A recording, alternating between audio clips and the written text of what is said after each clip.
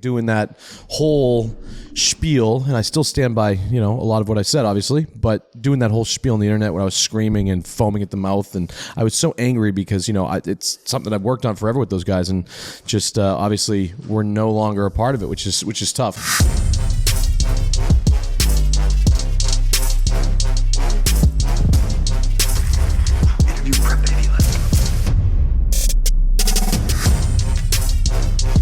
Pass the torch, man. Keeps getting better. Man, this has been long overdue, sir. Meaning to do it for what, 2 years now? I think it's been that. You were in the elevator. You briefly said that we had been. I think it's been 3 years. We've been talking on and off now about doing this. Is this the famous place my good friend Dana White was in? No. So we had Dana White on the show, but we actually flew out to Las Vegas at UFC HQ. He had us in his home, which is absolutely gorgeous. You've been there, right? In HQ, yeah, stunning. Yeah, so we did Dana out there. He, like you, nurtured the relationship through social media, and over the years, we just kept hammering him. Like your point, when you have on guests, can't let them say no. And so, well, you can. You could risk losing relationships, and what we talked about earlier is, I've done that too. I mean, I've hammered people so often and trying to get them on the show and whatnot that you just become super annoying. But I still cross that line. I really just don't give a fuck. Because I always think it's for the best, right? I mean, I think it's like, especially if you have a bigger platform, right? Which we had and all that stuff. I was like, well, it kind of makes sense. But the problem is, I guess sometimes people can click shit on the internet now and put clips in different ways to make people look like assholes and all that. So we're no stranger to that. But the internet's a crazy world out there. So while you have 3 million followers on Instagram, some of our audience might not know who Bob Menery is. But you're a hot topic right now in the world of media, obviously. Not anymore. It only lasted 2 days, I think. 2 days, yeah. It was a 2-day shelling. I mean, when you have the president of the UFC call you a pussy, that's pretty interesting. Dude, so when Dana called you that, like, everyone's a human being, right? Like, you can't, you could soak it and like be tough guy, but like, did you feel like shit after seeing that from Dana? Oh, I wasn't expecting that. I mean, I know that Dana is, first of all, Dana's always been a good friend of mine. Ever since after that, I spoke to Dana a bunch of times and whatnot, and definitely unexpected. But I kind of get it. He spends a lot of time with those guys now and stuff like that, and they have a great relationship going. And so I don't really it was definitely a little blowback, and I kind of hit him up. It was just like, what the fuck? And then, Dana's been calling me a pussy forever. So it's like, it's Dana. I love Dana. I think Dana's done the most incredible things for, like, obviously, like, it's helped us out. Little guys, right? Yeah, helped the little guys. And he's, every time I do UFC fight, family. So when Dana says stop being a pussy, I somewhat listen. Yeah. Because it wasn't my proudest moment. Like, obviously doing that whole spiel, and I still stand by, a lot of what I said, obviously, but doing that whole spiel on the internet where I was screaming and foaming at the mouth, and I was so angry because, it's something I've worked on forever with those guys, and just obviously we're no longer a part of it, which is tough because we did put a lot of time and work and energy into that. So, I mean, it was a great show, and that was, yeah. Yeah, no, so I'm big fans of Dana, obviously, like, role model to me. Like you said, helped out the little guy. Fans of Nelk. Dana's the fucking man. Yeah, Dana's the fucking man. And when he says stop being a pussy, maybe sometimes you should listen to the guy. Like, he's the boss. He's the big Well, man. I think that what it is was he basically meant is, just don't bring this to the internet because, that's what I do. I do somewhat regret bringing it to the internet. But when I was dealing with all this frustration for so long, it's like, I was just like, fuck it. Like, I was like, and I obviously was doing some things at that time. I wasn't in the best state of mind, because I was taking these fucking, I have ADHD, right? So I've been constantly looking for medication that kind of like gets my brain normal. Right. And what happened was I have a very addictive personality, for anybody that doesn't know. So we got to be careful there. And I got hooked on these fucking Adderall pills. And that was one thing here's the deal.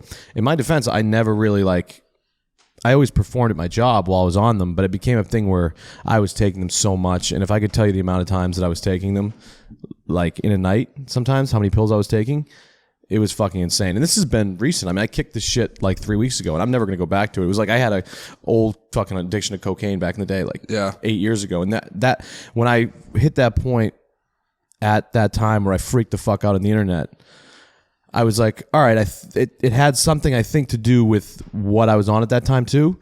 So I was just like, all right, this is a good little moment where everybody's talking about you, and you're not even this guy that people are saying you are and all this shit. And I'm just like, all right, time to fucking just drop this fucking habit. It was fun while it lasted. I had years and years and years of fun and zapping and doing all that shit.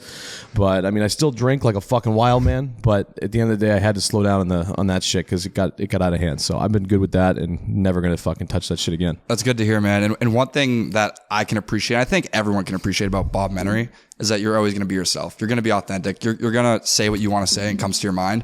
And I appreciate about that. Yeah, about sometimes, you. sometimes it backfires heavily. But what the addiction thing, we talked about a little bit, and we don't have to dive too deep, but like cocaine, all that, and the other drugs, like how did you get over that? Was it rehab? No, I never went to rehab or anything like that. I never went to meetings. None of that stuff really ever worked for me. It was just I came to a point where I was just like, fuck, this is not a good path. Right. Like I gotta just stop. So I just kind of the coke shit. I just quit cold turkey. You know, because I had after I came back from Los Angeles and was like rock bottom. Yeah. What was your lowest point out there? Lowest point was sleeping in that car with a fucking flat tire, hallucinating, fucking, which I've told thousands of times. I can't get too much into it, but hallucinating on the side of the road, thinking people were like after me, and fucking there was a prostitution ring I thought being like around me, parking cars behind me while I was sleeping in the car and driving to CVS and bursting into that CVS and setting off in the alarms like a crackhead. This was like the lowest of the low.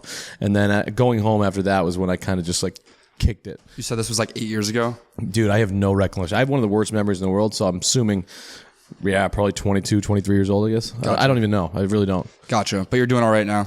Yeah, I'm doing good now. I mean, I'm not touching shit anymore. Like, I'm off any fucking drug possible. I'm never, ever going back there. You know, obviously, I have my girl who's like good for me.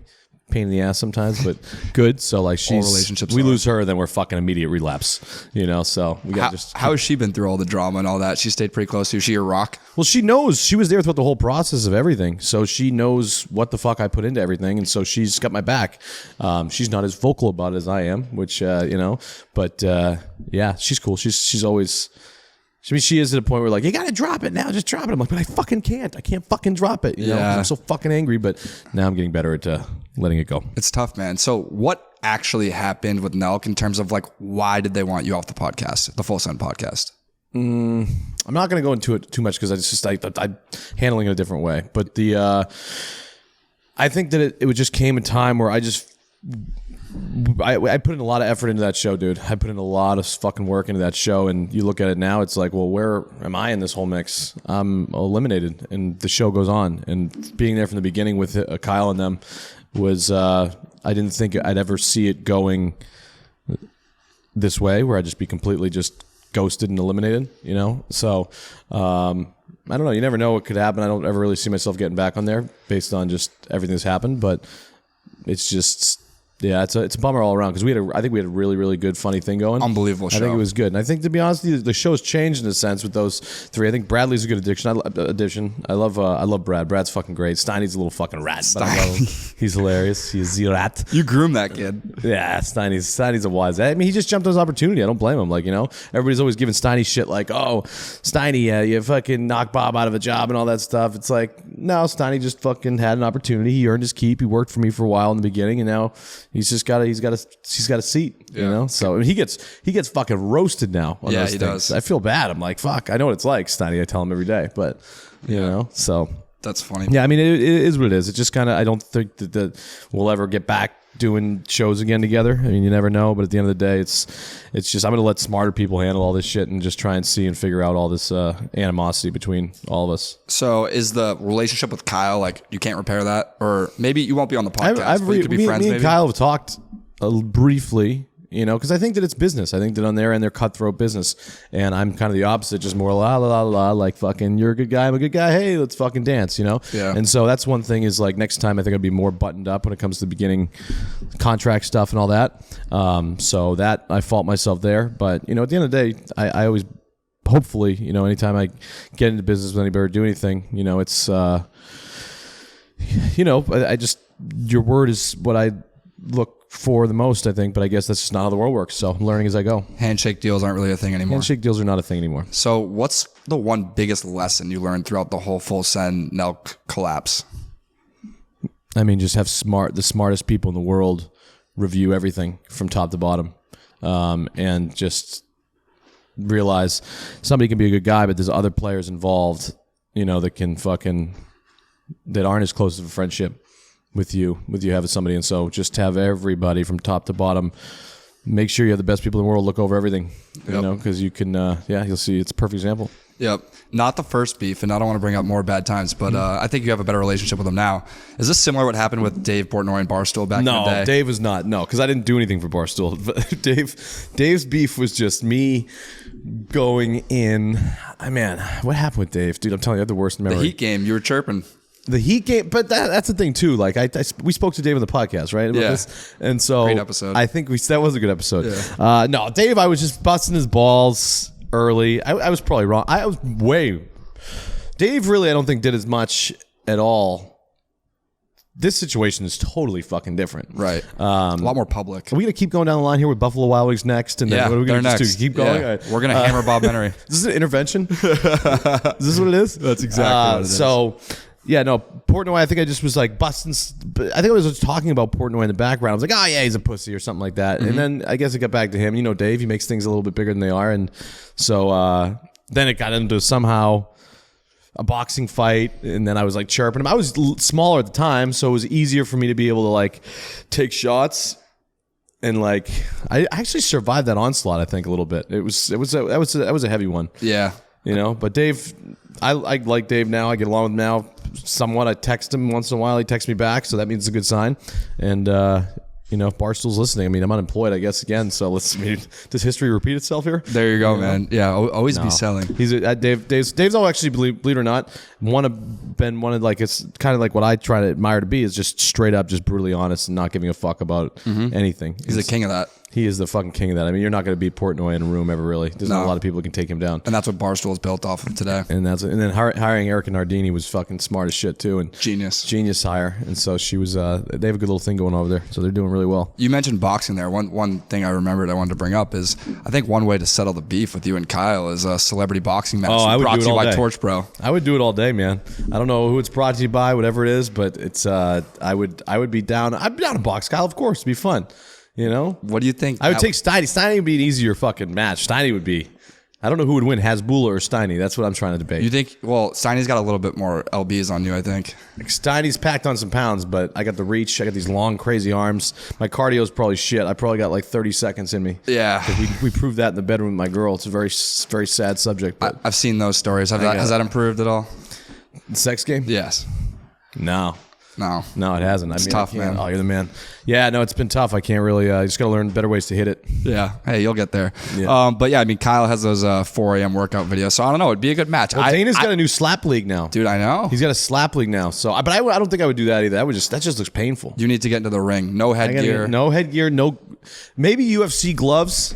UFC gloves I'll wear, but I'm ready to go. I'll do it. I would fight. Celebrity UFC might be better than celebrity boxing. Like slide in a fight in between each. I don't know. But the UFC is doing that fight with Sugar Sean and Peter Yan. Yeah. I don't know when you guys are hearing this thing, but that fight was unfucking believable. Yeah. Did you watch the fight yesterday? Didn't watch. I saw Sugar won in a split decision. Oh, I'll tell you what. It was very, very, very close. But in the third round, Sugar landed this fucking knee to Peter's fucking eyeball. Split the thing open. Blood was squirting everywhere. It's a brutal sport. I was looking around the bar. I was watching it. There was like these girls that were watching with their husbands and whatever. And they were like literally turning green. Like it was a good fight.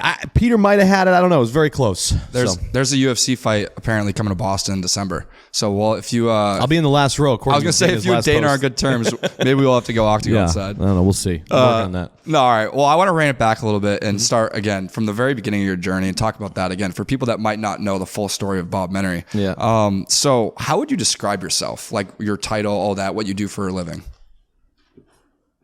Good question. I guess I'm like an internet influencer. Yeah, I'd say influencer, media influencer. I mean, I hate that word, but I guess at the end of the day, I guess you have to kind of say you are. Yeah, I think so. I mean, I'm a podcast host, I guess, apparently. It was. But I'm fucking crazy, you know? I'm fucking nuts. I mean, I'm a hustler, you know, and I've always been a hustler and just, you know, I don't believe in the word no, and I fucking will just keep on pounding and grinding, and you know, I've lost a little bit of momentum lately because I get in my head so easily, you know, like all the time my head spins and shit like that, especially when you do have moments where people are fucking just chirping you and shit like that in front of millions of people. That's right. Well, because I don't realize, dude, I swear to God, to this day, not saying I'm big, but I don't realize actually like that I have this big of a reach. I just don't understand it still. So like when I do something like that on the internet, I'm just like, woo, like nobody's really gonna see this. And then I'm like, fuck, all right. This is actually people are seeing this. It's not Snapchat. It's to 3 million people on your Instagram. Well, that's why I delete I'm a head case because I'll put my stories up there and then I'll delete them. I'll put my stories up there. Like I'm always fucking, so I mean, look, I've been talking to people lately trying to get fucking just dialed in. And again, because I'd say when I was at my peak of doing shit was probably like 2 years ago, get back to that mental state and get back to, eliminating a lot of bad habits in my life. And I made a lot of mistakes along the way, obviously. And, because I didn't really have any success at all till I was, probably 28, 29 years old. That's when it all started. When did it start? The media grind. Say, but again, I don't know. Your memory I don't shit, think anybody's really fact checking me, but I think it's probably around 28, 29 years old. Yep. Could be wrong. And that's when you just started making videos for Instagram, kind of the rated R. Yeah, that's when I just did it. I mean, they clips. take me fucking 30 seconds to do, so I'll just sit on I'll look at something, I'll sit on a phone. The clip will already somewhat go, I cheat kind of, because the clip's already going to go viral anyway, so I just layer my voice over it. And yeah, it gets pretty good numbers, It took a while to get to that point where anything you post is now viral. What was that first viral video for you? First viral video was the one where the guy leaped in the end zone. And I just said like leaped over those pussies or something. I was like leaped over those pussies and touchdown or something like that. I don't know. And yeah, that was it. So there's the broadcasting voice. Broadcast voice. I mean, I could talk the whole way in the whole interview like that in the broadcaster voice if you want. I'd prefer your normal Probably voice. not, right? Yeah, it's no. like when I try and talk to my girl about doing that in the bedroom. Like, do you want me to turn Have you it done on? that? Well, since our sex life is weak, I was like, honey, here's the deal. I think some of the reason you're into me is because of my presence and my voice, right? So let's turn it on in the bedroom. She probably thought after hearing the voice you were packing a little bit bigger down there. Yeah. No, we're good there. We're good there. We're packing Solid? good. Yeah, we're solid there. There's no issues there. But it's just sometimes I guess there's ways you got to utilize it better. Yes. It's a motion of the ocean, man. What is it? It's the motion of the ocean. What's that? Write that down. What is the motion of the ocean? The motion of the ocean. It's not about the size of the boat. So what does that mean though? I got to like motion it better? Yes. You gotta just have better like rhythm in there. All right. Well, what is it? Let's fucking fuck my life story. What do you mean? Can you dance? I dance very awkwardly. That's probably why you're awkward in bed. Yeah. All right. So, motion of the ocean. All right. Beautiful. Let's rein it back in here. So, were you ever at a 9 to 5, or when did it stop being a side hustle for media? My 9 to 5, I was doing construction work down in Decatur, Georgia, concrete. Can't picture that. Bro, I was the best at that. Nobody could fuck with me. I was cranking out those things. The guys that I used to work with the job, I was doing pouring the concrete and getting these like blocks and stimp meters and all this shit. I mean, the other employees would be so mad because they're like, dude, you're going too fucking fast. And I'd be like churning these things out. I'd be like popping Adderall. I'd be like, I could build a fucking house overnight with all the concrete I crushed. So I was always very competitive in anything I did. So I was, no matter what it was, I was a golf caddy for a while that was the main thing that I did to earn some side hustle money, which is really cool. You get to meet a lot of good people on the way. I mean, I caddy for Aaron Rodgers, caddy for Will Ferrell, caddy for Kevin from The Office. Where were these courses? California, Wilshire Country Club in California. Oh, nice. Yeah, so that was one, and then did a lot of freelance caddying and stuff like that in different courses. Caddying is a great gig. I mean, you get to meet a lot of people, you get to hear a lot of high influential people, the way they communicate with each other, the way they talk to each other, and you're a fly on the wall, because they don't really want to talk to you. And your job is just to fucking be like, here you go, sir, here's a 4-iron. And they fucking launch it over the green in the trees. And they're like, you fucking idiot. I'm like, I'm sorry. I went out last night. So that's really it. So caddying, did some concrete shit. Actually worked with an autistic kid that was the first job that I had. Charlie Alex was his name for 5 years early on. And it's a long time. Yeah, 5 years. I was good friends with his father, and then we ended up, when homework came around, though, I had no fucking idea what I was doing, trying to do second grade math and shit, so I was like playing poker in the background while I was supposed to like be helping the kid with his homework. But I've done a lot of different shit. But then obviously this stuff came along, and Buffalo Wild Wings was kind of my first gig where, on a kind of national scale. Where it was more than just the videos. Where it was more than just the videos, and they were kind of the first company that kind of was like, all right, Bob talks about hookers and blow in his videos and banging trannies, but we're going to give him a shot because he has a big audience, people like him, and he's true to himself. So they did. So we did 3 years with them, and then we just kind of parted ways just because, 3 years was a good run. They wanted to switch it up a little bit based on, I think, the way the world was going.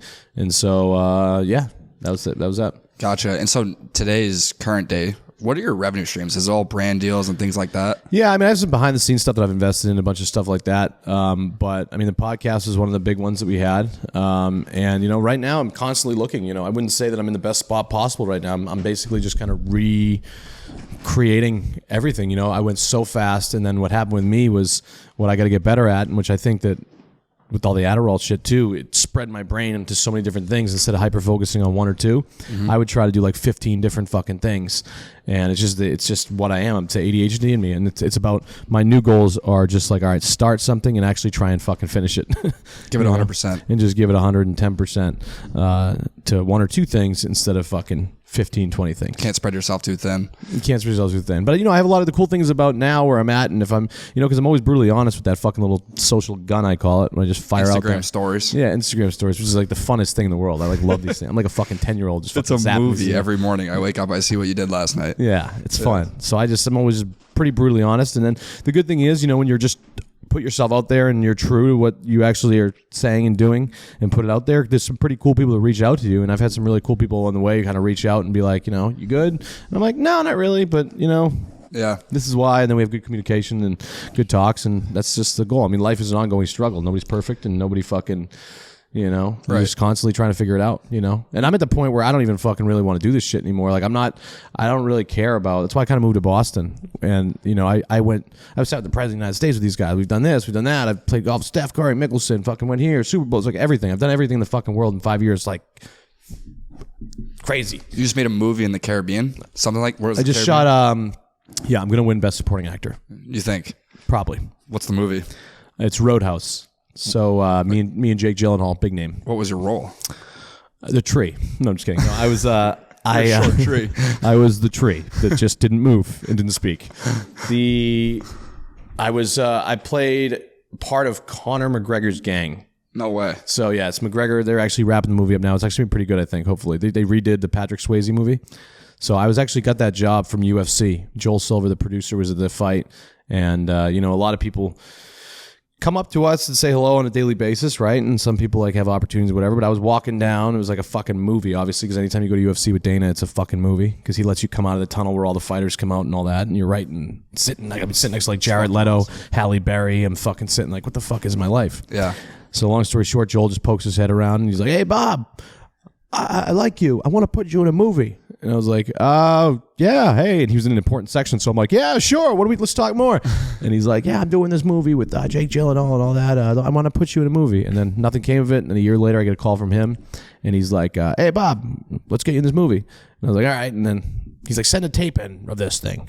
And so he sent me the script. And I just didn't send the tape in, obviously. And then last minute, they finally called me like, Bob, we need the tape or else you're not getting the thing. So I'm like, fuck it. I was like 12 wine bottles in, and if I could show you this audition tape, it's the worst thing you'll ever see in the world. I would love to see it. It's pretty fucking bad, and I know that's been just like deleted and erased. Trash, I mean, they have it, so you got to go to them. But it was brutal, man. How many seconds of airtime do you think we'll get? I had one really great scene with Jake, just me and him. One really great one, and then a couple little tiny ones. It's just, you know what it is? It's just it's a cool cameo. That's what's all. Did McGregor make a cameo or did he have an actor? McGregor had an act. Well, first of all, they wanted me to play the role at first. Of Conor I think McGregor. There was of Conor McGregor, and it's just like I was looking at him like, dude, this is not me. They're like, muscular man walks in and beats the shit out of him. I'm like, what? Is this guy smoking crack? And so Conor took that one. But yeah, no, it was great. We're down in the Dominican Republic for 6 weeks and one scene with Jake. So I'd say probably like 5 minutes total in the movie. That's cool. Not just enough to win Best Supporting Actor. So that's cool. So yeah, I mean, point here, like you do a shitload, right? So what's your goal with it all? I want to write a really great animated series. That's what I want to do. I want to write a really, really great, funny animated series. And I want the premise to kind of be, which I've already started writing, is, and everybody's like, I'm not going to talk about it. It's like, I don't really, if it happens, it happens. I'll tell everybody. It's about Bob and Peter. And it's these two derelict sports announcers who are really good at what they do. They have great comedic timing. They have the voice of an angel. They can call a game better than anybody, and they're trying to get to the majors of broadcasting. They're trying to be like Joe Buck. They're trying to be whatever. But obviously they have horrific addictions and they smoke crack sometimes. They Adderall, drinking, hookers, all the above that prevents them from making it to the majors. So they're forced to now commentate all these lesser sports like spelling bees and women's soccer and women's volleyball and women's. No, just kidding. So this is a biography. Like this is a biography about Bob Menery. Huh? This is a biography about Bob Menery. Yeah, this is a very, very selfish animated show. And this is real. Yeah, I mean, I look at kind of when I created my color commentator. There's a lot going on in this head, by the way, guys. I'm sorry. Let's just let everyone know Peter's fake, but he's your broadcasting partner. I don't know what you're talking about. Yeah, but he's balls to say that to me. All right. So Peter is real. Peter is my color commentator. We just haven't let him out of his cage yet, but he will be making his debut in the animated show that comes out in 2097, more than likely. I see. Well, hey, you can do anything you put your mind to. I feel like I'm like 3 sentences in, so this is getting serious. Oh, that's awesome. I feel like you're the king of networking, right? Like you have all these relationships across sports, celebrities, all that stuff. You mentioned this guy in the movie. You make it happen. You make things happen. Where did that kind of trait come from? Because in my own journey, I feel like networking has really got to me where I am today. And I think that's the biggest thing that you have done in your career that got to where you are today. But when did that trait kind of start? Probably my dad was a big insurance salesman, so he ran, not big insurance salesman, just average insurance salesman, sorry. And just kind of learned those skills of just networking because he was selling insurance, so that's kind of somewhat selling. So you're always kind of selling. So I think I have the sales running through my blood and all that. And then I think it's all just about I got more confident along the way. So I was like, had these things that had millions of views and all that. So when you have those kind of numbers that are doing things and whatever, is more people want to associate with you. And so I was very good at tracking like who would follow me and who would like my pictures and who would like my photos and whatever. And then I would just slide in. I was a big DM slider. That's the game, man. That's the game. The worst though is, and it actually happens sometimes to me, which is great when it happens, is you go and you meet somebody who's really influential that you've been DMing for like a while and they haven't responded. And then you finally meet them face to face and you make a quick connection. Like, oh yeah, let me add you on Instagram or something like that. And I'm just like, yeah, no, don't yet. Because I have to unsend all these messages that I sent. 15 messages. They're going to see like 40 messages that I've already sent him like over and over and over and over again. So that's happened a few times. But no, I think that like I was just good at like, there is actually a new thing on Instagram. I don't know if this is new or not, but you can actually see the people who have liked or that are verified. Yeah, I know that. You can filter it. I'm old to this shit, Yeah, you bro. can filter that. You can filter it, so. Yeah, I don't know how new that is, but. Yeah, it's not new at all. Yeah, no. Dude, I'm out of touch with reality, So who's the most... Jack Black. There we go. Jack Black just followed me. What would you DM him right now? Oh, I already have. Like, what's your goal with Jack Black? Just to like get introduced to him and be friendly? Yeah, I mean, you just, I want to know as many... Let's see what I DM Jack Black. What's your last message with Jack Black? There's probably more than... Whoa, there's a lot. Let's read the last 3. October 9th. Hey, man, thanks so much for the follow.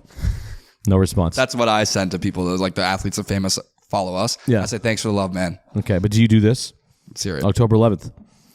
Congrats, that's sick. Don't even know what I'm talking about. Wednesday at 9:13. I sent him my own post. Like your video? Friday, 8:35. What's up, Bubba? Love to buy a shirt. Left unseen. That's all you got. So Jack Black, obviously, I don't know what it is because I don't understand if he's liking all my shit and he follows my shit, but he's not responding to me. What does that mean? I don't get that. He just probably doesn't. He sees the message. He doesn't want to touch me, maybe. Has he seen the message? Seen. Seen. Left unseen every fucking time. Jack Black has left me unseen every fucking time. Honestly, probably what it is. He probably thinks you're hilarious and your videos are funny, but doesn't want to like associate. Interact. Yeah, like that's what I'm dealing with a lot now. Yeah. Fuck, I think my career's over. No. Who's the most famous person in your phone in your contacts list? Steph Curry's probably in there. Steph Curry. I haven't talked to him in a while though because I think he's probably changed his number. I got a lot of cool ones. I mean, I usually play the game where sometimes I'll just do this and then. Yeah, let's FaceTime that person. Lucas Hector. No, I don't know who that is.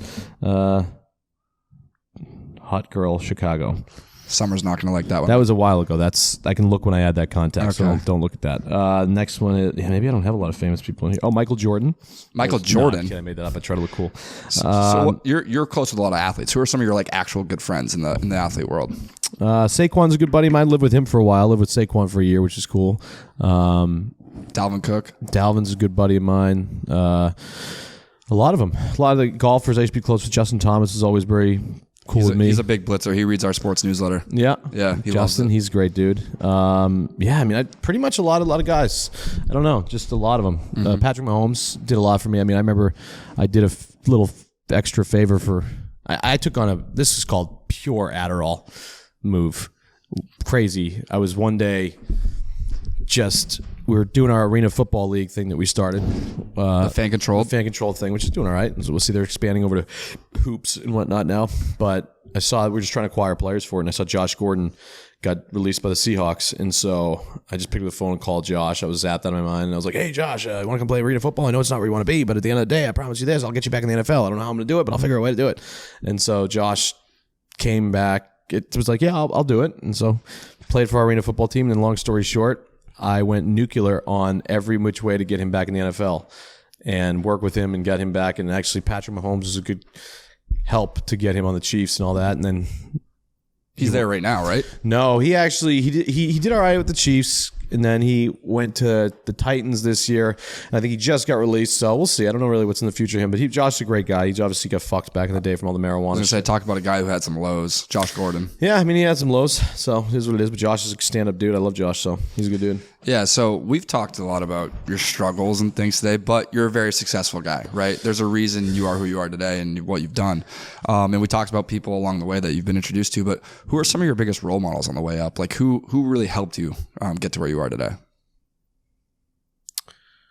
There was nobody really in specific. I was like a one-man army. I really was. I'm not just saying that selfishly. I was just like a one-man fucking army. I was like mentored by like smart people in a sense, like David Edelman, Michael Rubin's partner who just acquired the Sixers and all that. Was a good guy. Michael Rubin was definitely one who was just talking to me. Gary Vee was a guy who always throughout the way was always checking in and talking back and forth like he always does to 9 million other people. He's got to be on Zaps. I don't know. That guy is fucking on. He's like a machine. He's like a fucking yard sale one week and he's fucking selling 20 companies and buying NFTs up his asshole. Yeah, fucking nuts, that guy. But yeah, I mean, there's been a lot of different people. I mean, just a lot of like. Honestly, though, I've done a lot of it solo, and just because I didn't really the best way I work is just like literally blind shut, nobody else around, and just going to this fucking brain and just figuring ways to do things. So, I mean, I don't know, role models really was. Not really role models, but just people that have always been really supportive along the way were some of those guys. So, do you want to be a role model with your story and help the next generation? Yeah, of course. That's the important. Most selfish fuck otherwise. Yeah, I mean, I don't think you want my help right now where I'm at in my head and all that stuff. But at the end of the day, I can still. I usually like to help. Like I'll always engage with people in because I'll get a lot of DMs and shit, obviously from a bunch of people. And you know what I try and do is.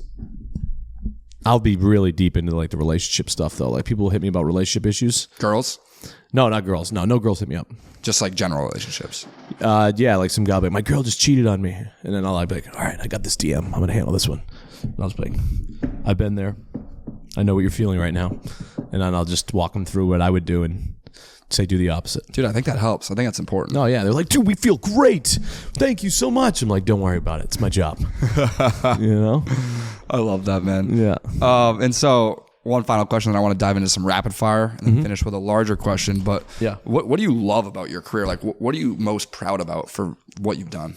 What I love about my career is that it's just you never know what tomorrow's going to bring because it's like I'm so all over the place with just things that I like to do and whatever. And I have I'm kind of in a spot now where I can do kind of what I want to do and take different risks and figure out different things that I want to try and all this stuff and have the luxury of not having to worry about certain things as much. So just the not knowing what tomorrow is going to bring and knowing that you have a very powerful tool with this thing and with all the connections you already have, that's pretty sick. And then what was the other thing? Just you got it. You nailed it. I nailed it. You nailed it. All right, sweet. No, I love it, man. Awesome. All right, we'll do some rapid fire here. We can do one word, one phrase, take as long as you want. Who's your favorite interview you've done? Mike Tyson. Mike Tyson's a goat. We got so high together. I actually had a full-blown panic attack during that episode, but I never told anybody.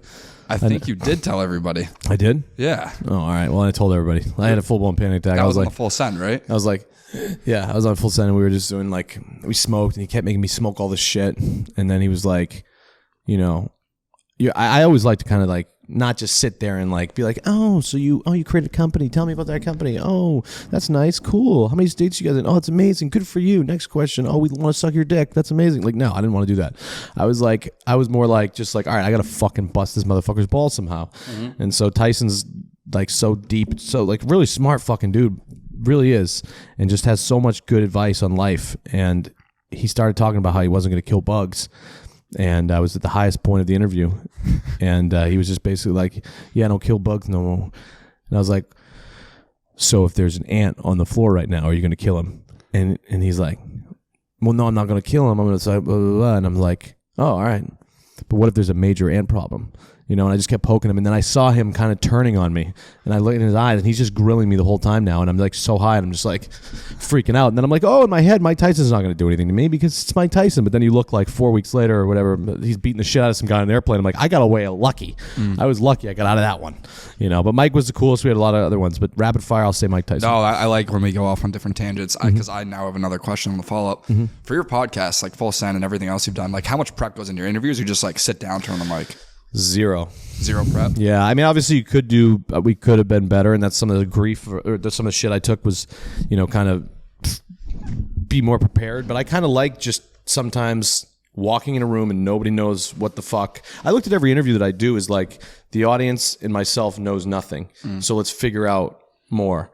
I don't want to have to like ask things that everybody's talking about. It just depends what style of interview you want to do. So not much. I mean, there was a few that I prepared for, but for the most part, we just have a couple bullet notes on the board. But really? I never looked at them once. Themes and stuff like that. Themes, like, you know, like, yeah. And then they would. Some guy would be like typing in things like live that he wanted to ask. I never really looked at it. I know the other guys looked at it all the time. I just never looked at it. Yeah. I just always wanted to find funny little avenues to like shake up everybody in the room a little bit. I think that's a good way to do it. It's impressive to have no prep. I mean, hey, saw you at dinner last night. You gave me an hour prep time here, but yeah, I mean, there's turkey. No prep needed for this. This is not deep research you needed with this one. No, trust me. You're a public man. What's the worst interview you've had? Besides the one I'm Mike not Tyson. most proud of? Yeah. I guess there was one that didn't air. That was. I heard about this. Brutal. Manziel? Is that the one? It was. I will take. It was Manziel, Sugar Sean, Kyle, me, in Scottsdale, and I think that everybody was fucking zinged. I know I was zinged out of my mind, and we were all just off, and the interview was just shit. Was it like your fault, or was it? I'll take some credit for being at fault on that one. That was one that it was just, dude, you're in Scottsdale, Arizona shooting an interview. It's tough. Yeah. You know, I know you guys probably frequent Scottsdale a lot, but that was the only real one that the worst one. And then all the other one I wasn't that proud of was Pauly D, because the Pauly D one I got reamed on, and I was like, you know, you'll get reamed on a lot, but then I'm like, I just talked a lot about like pussy and shit, and I was just like, all right, you're better than that, Bobby. Could have done better than that. So, that's awesome. Yeah. Hey, I don't really read too much into it's past you, man. It's past me. That Pauly D interview is past me. Past you. Learn from it. Learn from it. Who is the greatest athlete of all time? Any sport? Greatest athlete of all time? Tiger Woods. Tiger Woods. Let's say Tiger Woods. I thought you were going to say Tom Brady. I mean, the problem is if he'd retired this year, I know. and he's having a shitty year right now. He's dealing with too much fucked up shit. And look at Aaron Rodgers, too. Rodgers is, we'll see if they get it together right now. But Aaron's fucking, ever since he did all that social media stuff and talking about Oswego, whatever the fuck it is, and all that shit, he's gone down a little downhill. Packers are, and he lost Devontae Adams, obviously, too. But I don't know. So, because you're a Pats guy. I'm a diehard Pats fan. I'll never leave him. Mac Jones or Bailey Zappi? Zappy. Really? Zappy. He's more fun to watch, too, dude. I agree. Yeah, I mean, I know Bailey's my fucking boy, dude, because fucking I found Zappy when he was in Western Kentucky. Because of his last name. Because his last name, but he's like, dude, it's Zappy. I'm like, holy shit, you're right. It's fucking Zappy. So I just hit him up. I'm like, Zappy, you are going to be a god one day. Do you have based on your last name. Huh? Do you have a relationship? Yeah, I talked to him. I mean, like, you know, nothing. When I say relationship, like, we go back and forth on the DM, and been very supportive of Zappy for quite some time. No matter what he does wrong, he's always the man. I agree. So I mean, they're both healthy this week. I like Zappy. I mean, look he's running good. Mac Jones is. I think Mac Jones is like a little boring to watch. I don't know. He just reminds me like Drew Bledsoe. You know, Zappy's at least fucking got a little zing in him. Agreed. You know. Back to the podcast theme here. Dead or alive? Who's your biggest dream guest? I'd love to sit with Denzel Washington. Denzel would be cool. Obama would be cool too. I think Obama's such like a powerful, influential speaker. Like, you know, you interviewed Trump, right? We interviewed Trump. Yep, we sat down with Trump. What the hell was that like? That was fucking insane. Yeah, we went down to Mar-a-Lago and just like, yeah. I mean, I just told the story too many times, but yeah, we went down there and just doors open. We're in Mar-a-Lago. It's like me, Steve will do it, ripping shots. And fucking Kyle's there, and everybody, Salim. We're just driving the Sprinter van. We park in Mar-a-Lago. Secret Service opens the doors, just plumes of smoke just flying out of the Sprinter van. We're all like so high because we're all idiots and can't control ourselves and we can't realize that we're going to interview the president and still can't like remain normal for like an hour. And so we're baked for that one too. You guys get fucked up for every interview?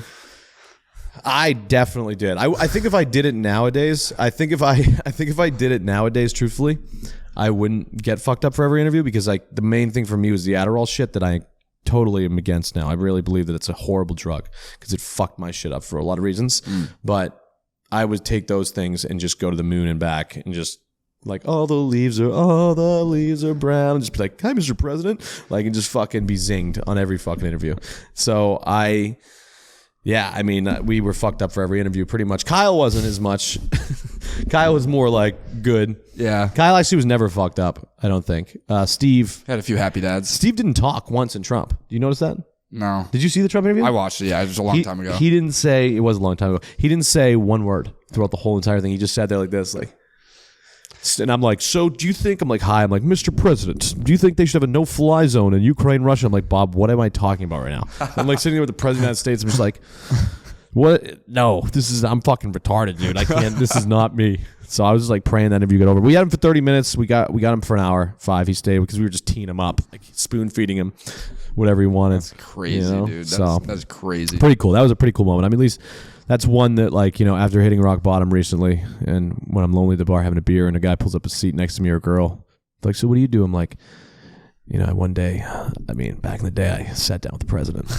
Then I'm like, can I get another? You're like, oh, so you're a politician. I'm like, yeah, those are the days. You're gonna have some war stories when you're older. I'm gonna have some war stories when I'm older. So yeah, but that's yeah. 2 more rapid fire. Mm-hmm. What's your biggest fear? You can go deep. My biggest fear is probably like going to prison for something.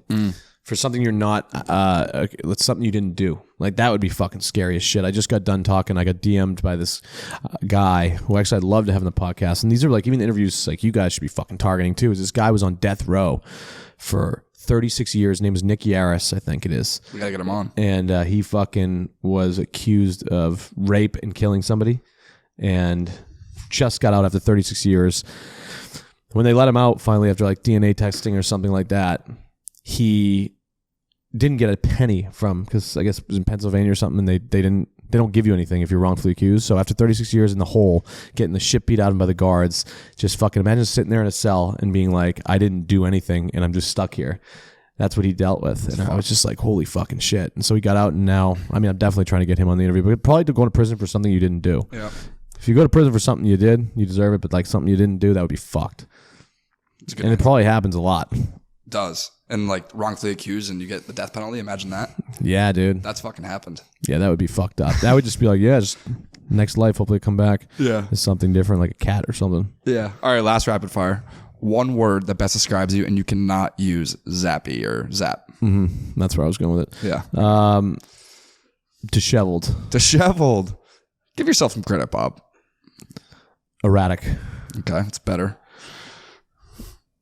The fucking man. That's 3 words. Just kidding. No, you are the man. I appreciate you doing this interview. Yeah, you're the man. This is good too. You guys are cool about this shit with the with this football on too. Yeah. Because I'm gonna go watch the football game. You guys are welcome to come. I'll be probably at Lincoln or Capo or one of those places. I'd love to hear it, dude. We got to link up. We got to do more content together. I know you're doing different things, but hey, we're your friends. We like you. Yeah, I mean, if you guys ever see me at the bar like this, like by myself, and you're like, man, I wish we had a podcast guest, I'll be like across the bar, be like, I might have one for you. Yeah, you're gonna have to sling us some of your. You're gonna have to sling us some of your connections. I'm like, they're no use to me anymore. Here, they're all yours. We want the big ones on. We got those. Well, I appreciate you guys having me in here too, man, and helping me too. No, this is great. I'm glad we did this. It's a good therapy session. We'll do it again soon. You'll be a recurring guest. That's all I like to be.